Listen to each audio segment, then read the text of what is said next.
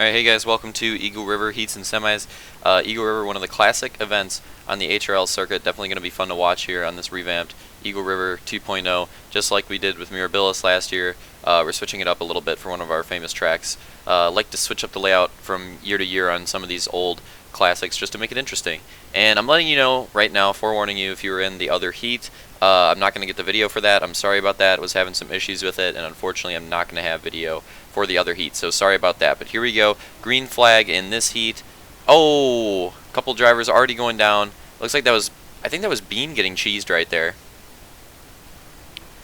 And I said couple, but I thought it was going to be couple, but Bean pretty much was a single car accident. I think that's King of U going down and just piling up people behind him. Everybody getting stacked up on that crash. We have a 3 wide going downhill. That's definitely not going to work. Commando Pack getting shoved out of that. So we're going to go into the chicane right now. I'm trying to find out who's in the lead. It looks like it could be Elite MKB. From what I can see, I believe it is. I think Real Deal is in third. And then there's Luke and then Detail. And the heat's got interesting random.org cheese for this, because the other heat was just stacked full of drivers that are, you know, in competition for making the Champ Series.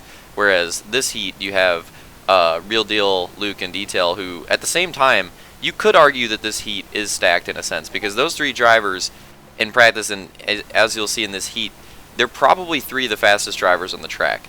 But it's still, you know, it's still kind of got unbalanced. So we're starting to look into qualifying for Season 5 for ordering the heats, because as of recently, the heats have been getting cheesed, and there have been so many unbalanced orders, so we're trying to get that figured out. Anyways, moving on to the race, we got Real Deal in second, trying to compete for the win, and if he could get this would be his first Halo 5 HRL career heat win. And it looks like we might have a spin. This is Real Deal's chance. There he goes. He gets around it, whereas Luke gets flipped and Detail gets stuck. Oh my god. I think that was Elite going over Luke. That was impressive.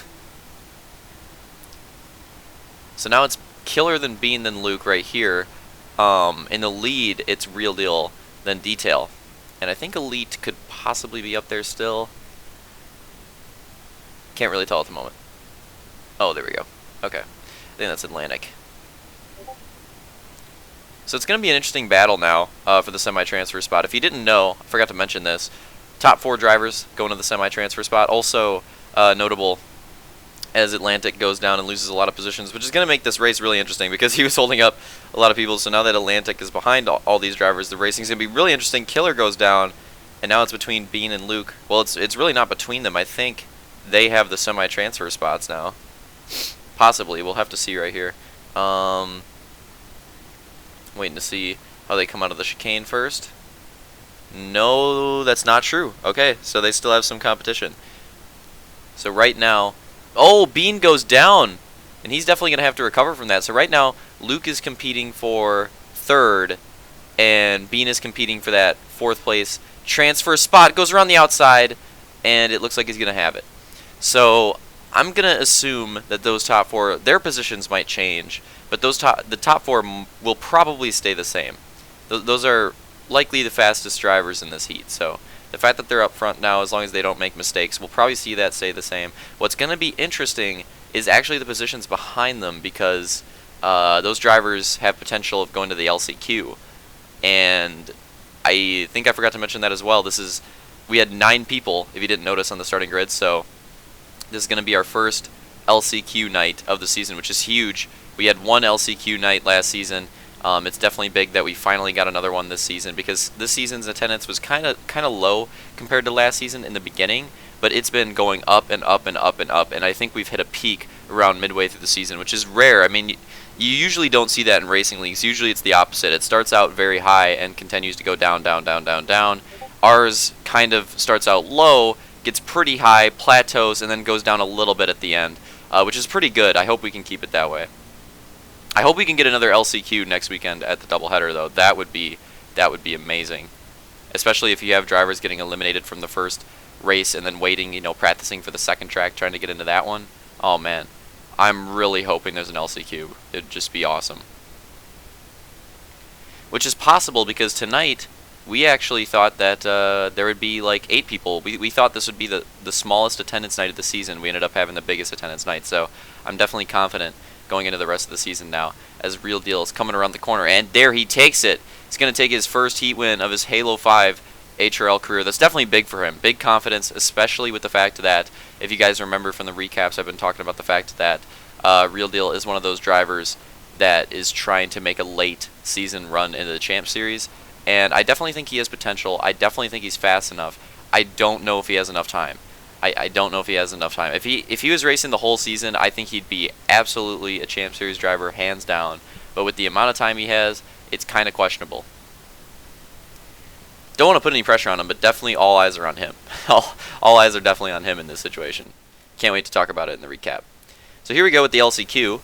Again, sorry about missing the other heat, but we got Vulcan and Killer on the front row. We got Sector and Commando on the following row, and then the final row we're just going to have Justice, King of You quit out, so there's only going to be one driver eliminated from the final show, so this is going to be really fun to watch, guys. Let's see who gets eliminated. Here we go, green flag. Going into the first corner, it looks like Vulcan competing hard for the lead, but Killer's not giving up either, and Killer spins out. Sector gets around, Justice gets around, Commando gets held up on Killer. He recovers pretty decently. I got to give credit to Commando Pack. He does a pretty good job at keeping his cool. He's one of those drivers, one of those, you know, lappers or wreckers that will actually be vigilant about what's going on around him.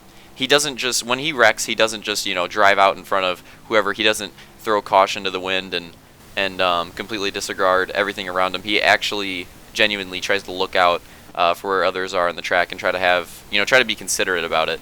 That's one of the things that I like about Commando Pack. You don't see that in a lot of drivers. Even some of the best drivers, you don't see that in, because, you know, they think they're fast, so when they wreck, they get frustrated, and they just end up, you know, going out right in front of the pack and wrecking even, you know, hurting even more people's race, because they're only thinking about their own. And it just gets down to dirty driving at that point. Commando's a pretty good guy, though, I think, at not doing that.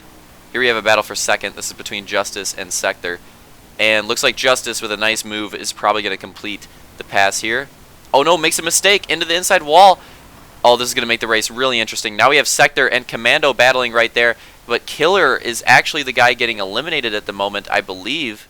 Yep, there he is. Killer is the guy getting eliminated. See, you can see him diving those corners. This is definitely helping him. The fact that they're battling, oh no, Commando into the wall, and he's stuck. His back tires, the unfortunate luck of Commando. It takes him a while to realize it too. He's got to get out. He's got to beat that mongoose off the wall, and that's going to cost him so much time. We're probably going to see Commando get eliminated from the show right now. He's so many sections behind. It would take a huge amount of mistakes from the rest of these drivers for Commando to catch up.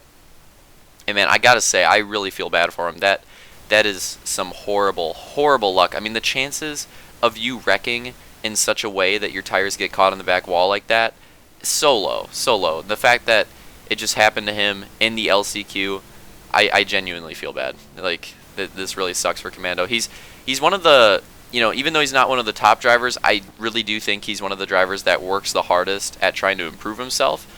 You know, he's more of an oval driver, and we have seen him get pretty good finishes at ovals. But he actually tries to improve on other types of tracks, and I think he has improved. So I like seeing drivers like that. I like seeing that out of him, and it really feels bad that he might get knocked out of the show here. But we got Vulcan in front, which is who we're watching right now, and Vulcan, you know, the Monster Energy Racing team's definitely rooting for him, because that team of Roman and Slunch, they're going to need Vulcan if they want to compete for that team championship. Every team is relying on all their members to compete for that team championship, which we haven't talked about the team championship much so far, but this week's recap, I think I'm going to have a special segment on it, because I want to start talking about it, because we made some rule changes to make it interesting. So I think it's something that you guys will actually want to follow now. Because teams, we're trying to make teams a bigger thing this season, so we added a new rule late in the season to try to, well, not necessarily a new rule, it's more of a clarification on how team mulligans work, and it's going to make the team championship really competitive, and I'm actually excited to watch it play out now. Before it was pretty separate, but now I think it's going to go, oh no, Sector goes down, Killer goes by, this could be bad. Where is Commando? Okay, Sector still has a huge lead, so there's a chance if Sector screws up just horribly again, Commando could catch up, but there's not that much time left. In fact, Vulcan is hitting the end of the race very soon here, so Commando is definitely running out of time. He needs to get on the gas if he wants to have a chance at catching up and making this comeback happen. But look at Vulcan, man. He's doing a great job. Definitely looks like he deserves to make the show. Unsurprising because he's one of those Champ Series drivers at the moment, so we should expect him to be doing well in this LCQ.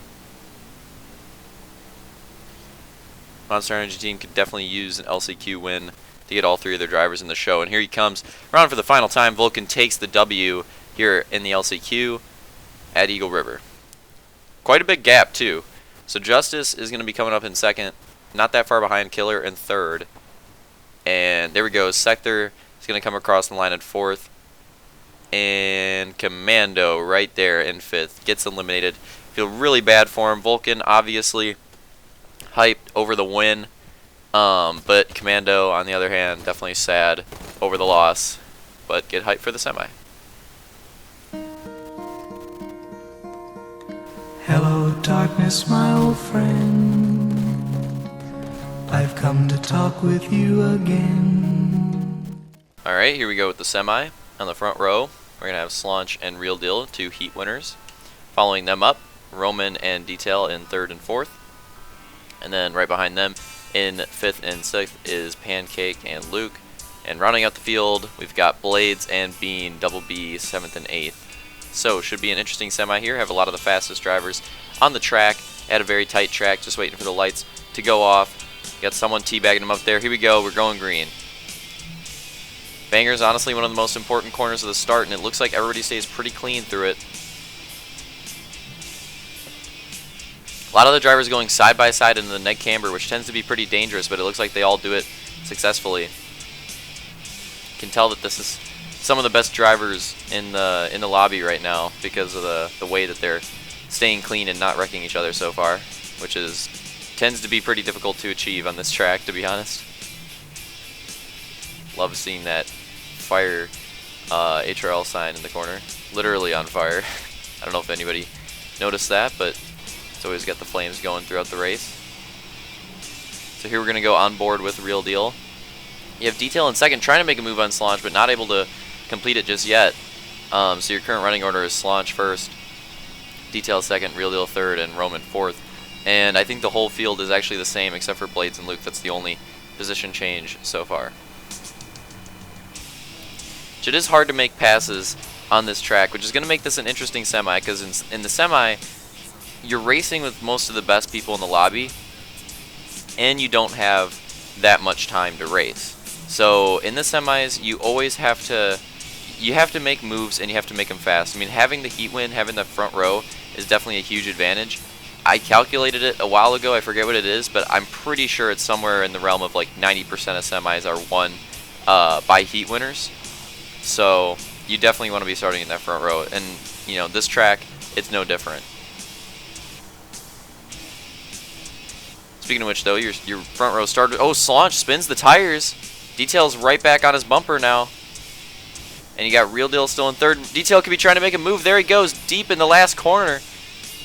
But Slaunch is going to have the preferred line into the banger. But Detail with a great crossover loses it a little bit off the bump, though. But that was still a great move, and he might be able to carry some momentum off that. Him and Real Deal both going to the inside, and Slaunch spins it on the outside, saves it, but is going to lose the lead. Detail, now your leader, and Real Deal trying to hunt down Slaunch for second. And what I was speaking about with starting on the front row, this is actually an interesting position because Detail did not start on the front row. So if he goes on to win this, that would be very impressive because it is generally the heat winner. Not always, but most of the time. I'd say Supercross probably has it not be the heat winner the most amount, just because of the fact that it's gate pick, and you know that's not as important as lining up on the grid, at least in my opinion. I don't think it is. So we still got Detail in the lead. Real Deal trying to hunt down second, but not able to complete the pass. He's definitely going for it in the neg camber. I don't know if he's going to be able to complete the pass there. He probably could do a block pass, but it's going to be difficult. Going through the chicane. This is honestly one of my favorite corners of the track right there. I think that's one of the corners that you can gain the most time as well. And the reason I like it so much is because you have so much speed out of the chicane and going into that final left-hander. You just finished, turning left and then right with the chicane, on top of the fact that you've gained all that speed from the NASCAR corner. That it makes that final left-hand sweeper very interesting, because you have so much frickin' speed, and you can either spin the tires with it or gain a ton of time. We saw that with Detail and Slaunch both. Slaunch spinning the tires and Detail just railing that corner. Anyways, we are on the final lap here, and we're coming to the final corners. It looks like he's going to do it, taking the safe line, and here he comes around the final corner. Detail is going to be your semi-winner, Slaunch, and then Real Deal. Close photo finish. Looks like Pancake got it, and Bean coming across the line in the back. So we got the results on screen. There's your semi-results, guys. Hope you enjoyed it. Definitely get hype for the motos on this track. Eagle River is definitely known for being chaotic and crazy, so always fun to watch. See you there.